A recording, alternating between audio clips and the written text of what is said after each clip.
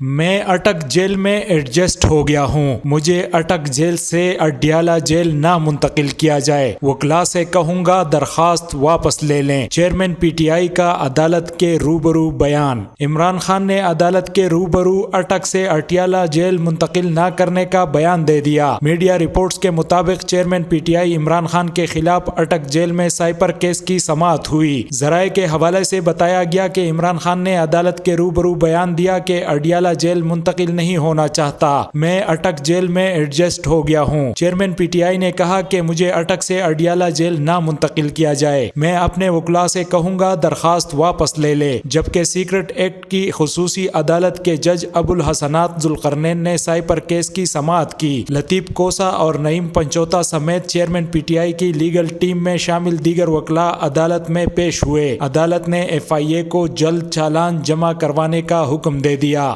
Secret act کی خصوصی عدالت نے عمران خان کی جوڈیشل ریمانڈ میں 10 اکتوبر تک توسیع کر دی، جبکہ vice chairman P T I Shah Mahmood Qureshi کو اسلام آباد کے جوڈیشل کمپلیکس میں سائپر کیس کے سلسلے میں پیش کیا گیا۔ عدالت نے شاہ محمود قریشی کے جوڈیشل ریمانڈ میں 10 اکتوبر تک توسیع کر دی۔ خیال رہے کہ اس سے قبل سائپر کیس میں عمران خان کے جوڈیشل ریمانڈ میں 14 روز کی توسیع کی گئی تھی۔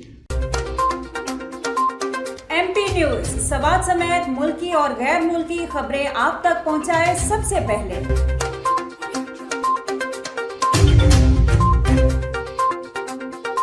دن بھر کی تازہ ترین خبریں ہوں یا عوامی مسائل ہوں، ایم پی نیوز کی سکرین پر سب سے پہلے۔ سیاسی میدان ہو یا ہو کھیل کا میدان، ہم پہنچائیں گے سب سے پہلے خبر ایم پی نیوز پر۔ اب آپ کی آواز بنے گا ایم پی نیوز سب سے پہلے، تو ابھی فیس بک پر اور یوٹیوب پر سبسکرائب کیجیے ایم پی نیوز کو۔